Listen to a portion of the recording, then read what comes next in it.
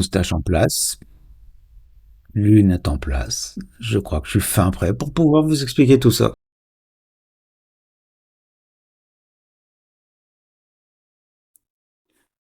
Vous avez déjà tous fait un petit peu de probabilité et vous savez à quel point les probabilités, c'est essentiel pour influencer vos décisions, vos choix, pour votre prise de décision tout simplement. Alors c'est une branche importante des mathématiques et très souvent les élèves se contentent d'une vue superficielle. Mais il faut savoir que pour pouvoir correctement faire ceci, ça nécessite au préalable une belle description. Alors d'abord, vous devez comprendre ce qu'est une expérience aléatoire. Comprenez que jeter un dé n'est pas une expérience aléatoire. Ce qui est une expérience aléatoire, c'est jeter un dé et s'intéresser à quelque chose. Vous n'êtes pas obligé de vous intéresser uniquement au fait d'obtenir 1, 2, 3, 4, 5 ou 6. Ça peut être obtenir un nombre pair, obtenir un nombre impair, ou encore beaucoup d'autres choses. Donc le préalable important sera de correctement décrire l'expérience aléatoire. Et dans ce monde-là, on va décrire des événements, un certain nombre de choses que je vais vous présenter dans le début du cours. Ensuite, il faut comprendre que parfois, tout écrire à la main est extrêmement compliqué. C'est ce que je faisais quand j'étais élève, on n'avait pas tous les outils que vous avez aujourd'hui. Vous avez un certain nombre de diagrammes qui vont vous permettre de représenter toutes ces choses. Et il va être essentiel de les connaître. Le diagramme de Venn, par exemple, avec des petites patates. Les tableaux à double entrée qui permettent de correctement illustrer aussi une situation quand il y a deux caractères, par exemple, étudiés.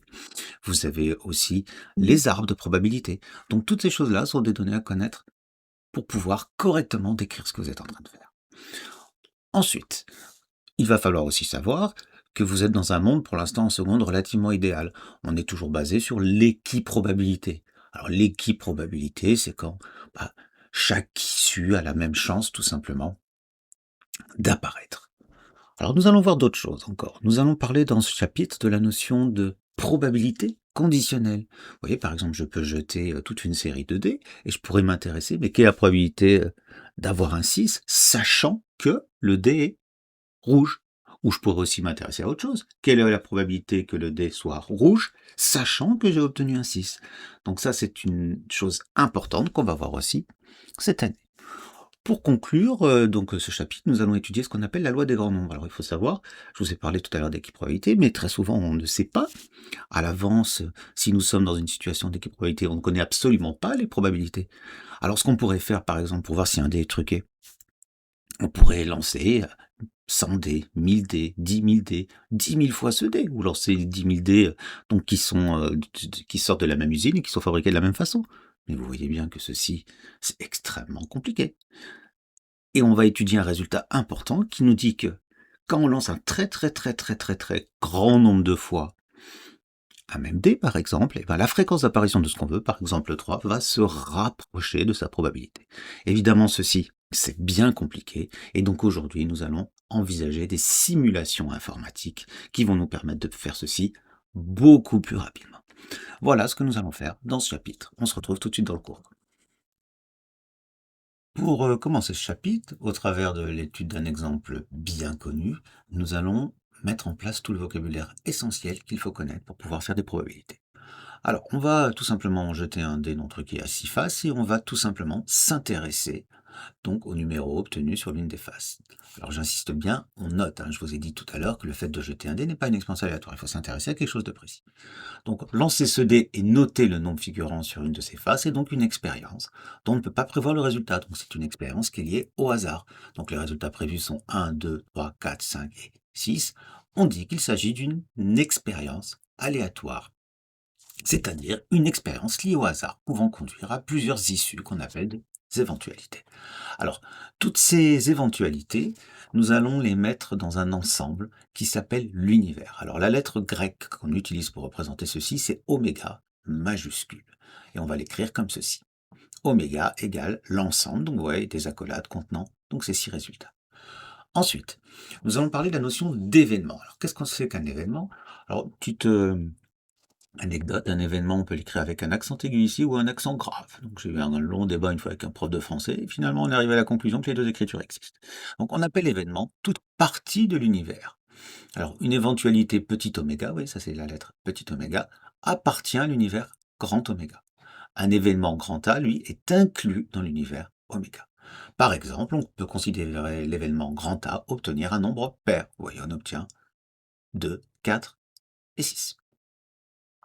Alors, lorsqu'une une éventualité appartient à un événement A, on dit aussi que oméga réalise A. Donc c'est du vocabulaire que vous allez entendre. Alors dans ce tableau qui est en dessous ici, je vais considérer donc des événements A, B, C, et je vais essayer de caractériser un certain nombre de choses, de vocabulaire qu'il va falloir connaître. Alors, ce qu'on appelle le cardinal de A et qu'on note card de A, c'est tout simplement le nombre d'éventualités qui composent A. Par exemple, si je considère l'événement A obtenir un nombre pair, bien sûr, le cardinal de A, c'est 3. Ce qu'on appelle un événement élémentaire, c'est un événement réduit à une seule éventualité. Par exemple, tout simplement l'événement obtenir le nombre 3.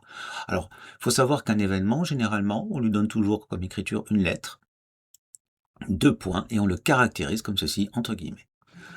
L'événement impossible, évidemment, alors ça c'est le 0 pareil, comme ceci, c'est l'événement qui ne se réalise jamais.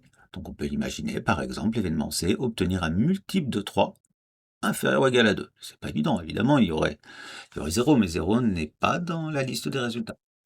Ensuite, nous allons parler de la réunion de deux événements A et B et de l'intersection.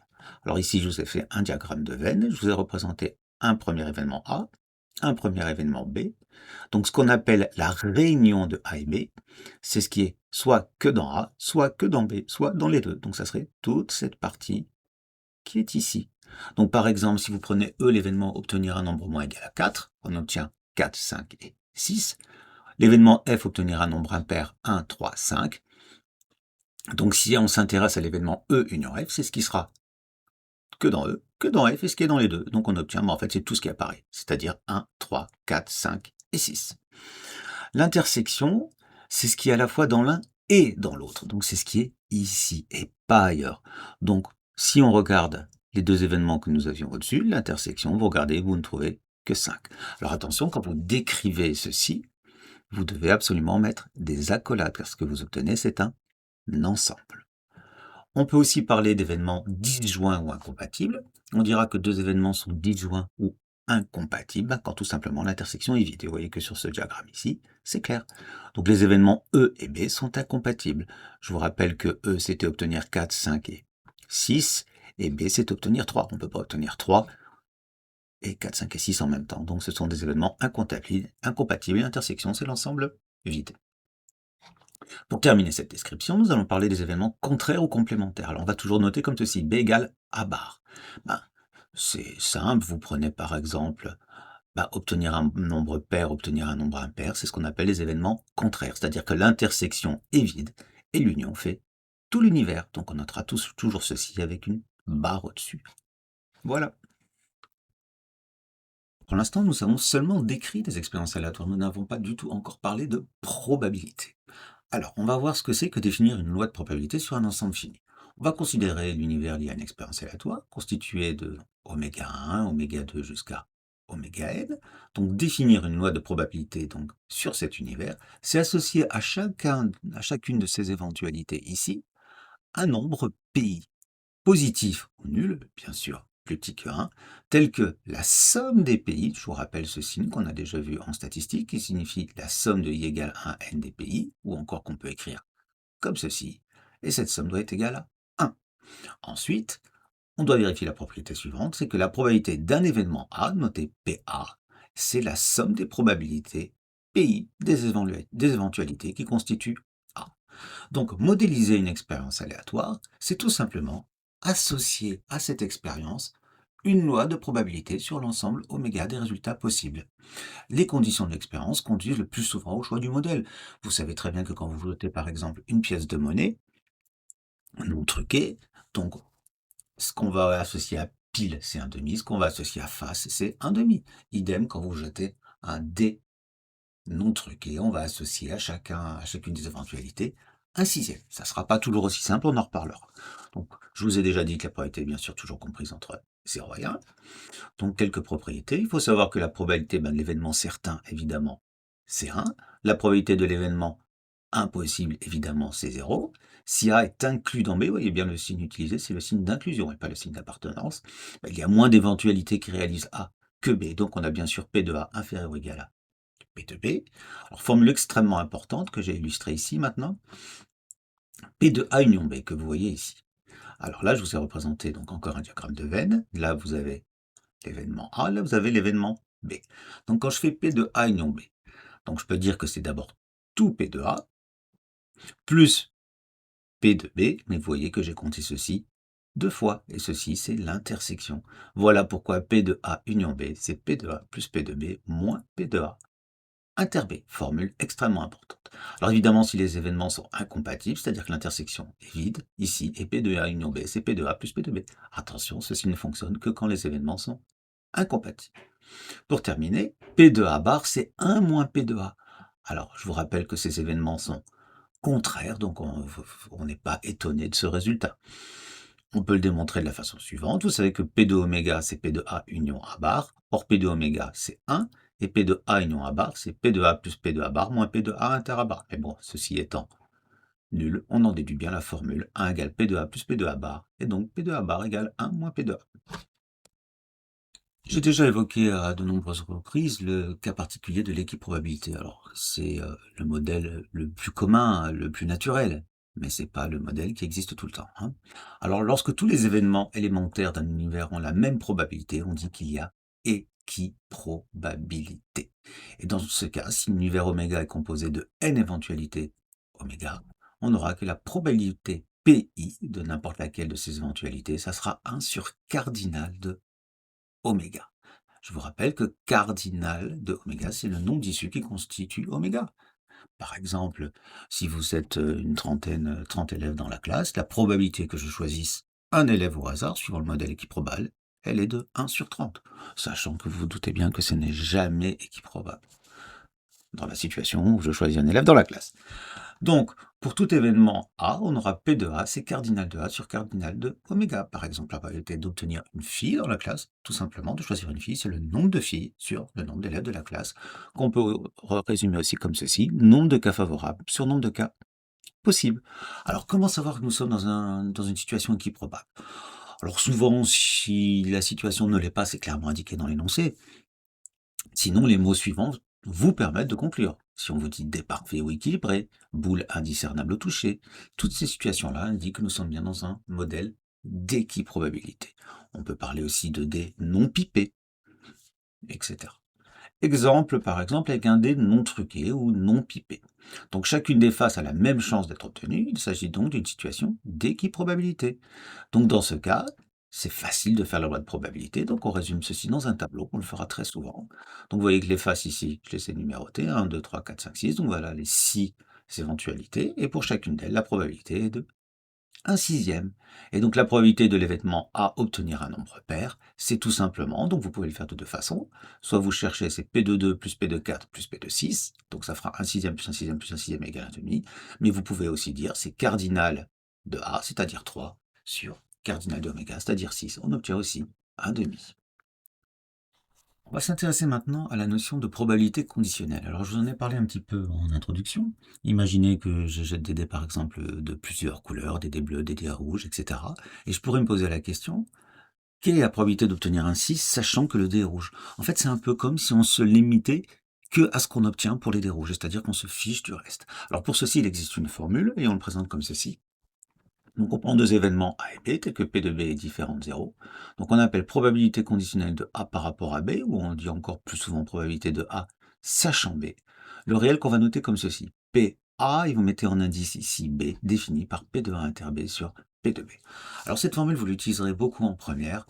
En seconde, on utilise plus la formule suivante, parce que vous serez généralement dans le cas d'un univers fini où les issues sont toutes équiprobables, ça sera très souvent la situation que vous aurez, et il suffira juste de faire cardinal de A inter B sur cardinal de B. Alors, si A est inclus dans B, donc on aura toujours A inter B qui est égal à A, et donc finalement P de A sachant B, ça sera P de A sur P de B. Si B est inclus dans A, c'est encore mieux, c'est que A inter B, ça sera B, et donc on va avoir P de B sur P de B, ce qui fera 1. Alors nous allons maintenant nous intéresser à cet exemple, alors je vous laisse tranquillement appuyer sur pause pour lire toutes ces données.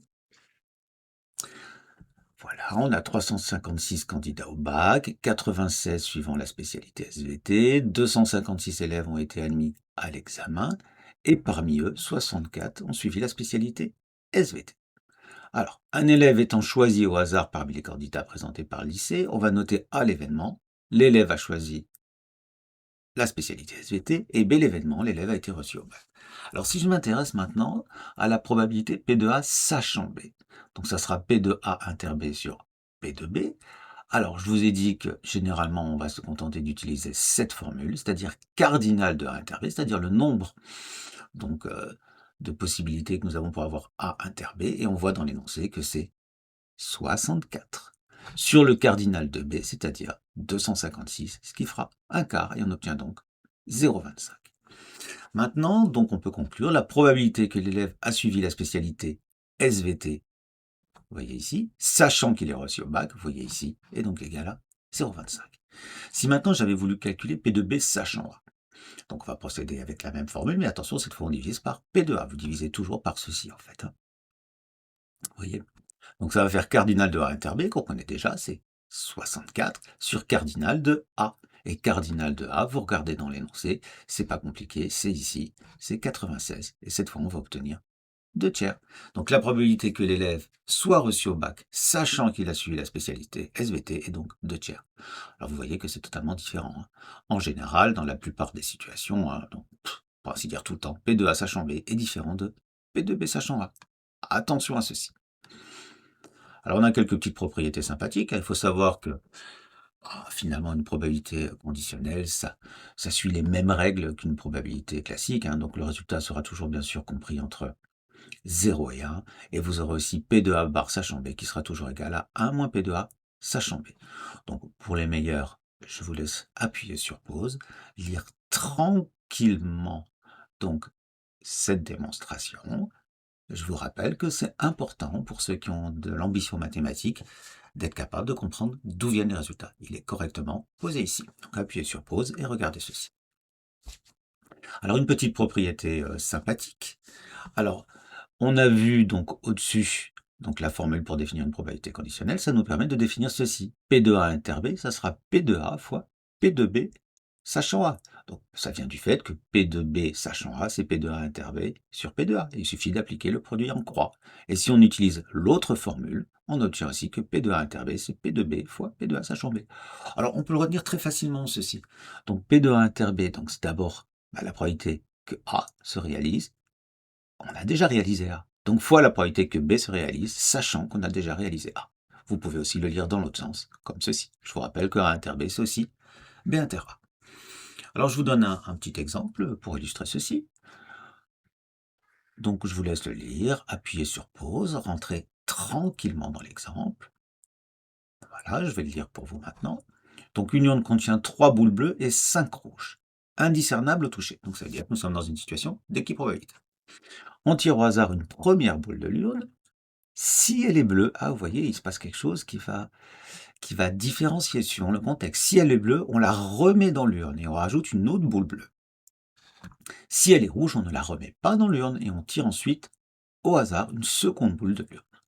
Donc on s'intéresse à la probabilité pour que les 2 boules extraites soient bleues. Alors on va noter B1 l'événement, la première boule est bleue, B2 l'événement, la seconde boule est bleue, et l'événement, les 2 boules extraites sont bleues, ça sera B1 inter B2. Alors, P de B1 inter B2, donc c'est d'abord, on tire la première boule, donc c'est P de B1 fois P de B2, sachant B1. Alors, les boules ont la même chance d'être tirées. Je vous rappelle que j'ai indiqué ici indiscernable au toucher. Donc, par équiprobabilité, on a P de B1, donc c'est 3 sur 8. On a 8 boules en tout, donc, et 3 boules bleues. Comme on a réalisé B1, donc on a vu dans l'énoncé, il est écrit qu'on rajoute une boule bleue. Donc ainsi, au second tirage, il y aura 4 boules bleues et on aura 9 boules en tout. Donc au deuxième tirage, on va avoir P de B2 sachant B1, c'est 4 sur 9. Et donc la probabilité de B1 inter B2, ça va être le produit de ces deux choses-là et on obtient un sixième. Vous avez déjà étudié les arbres de probabilité, mais je vais remettre un petit peu de vocabulaire, comme ça on se comprendra bien quand on parle ensemble. Donc un arbre pondéré se construit et se lit bien sûr de la gauche vers la droite. Donc l'origine de l'arbre, c'est ce qu'on appelle la racine de l'arbre. Donc quand on parle ici de la racine, les premières branches s'appellent les branches primaires de l'arbre. Les branches que vous avez après s'appellent les branches secondaire. Et ce que je vous ai représenté en rouge ici s'appelle tout simplement un trajet. Alors, les événements qui se trouvent aux extrémités des branches primaires forment une partition de l'univers oméga. Alors, qu'est-ce que c'est qu'une partition de l'univers oméga? Alors, c'est quelque chose que vous reverrez essentiellement en première. Mais bon, bah, finalement, c'est soit on a deux chemins possibles dans une classe, par exemple, garçon, fille.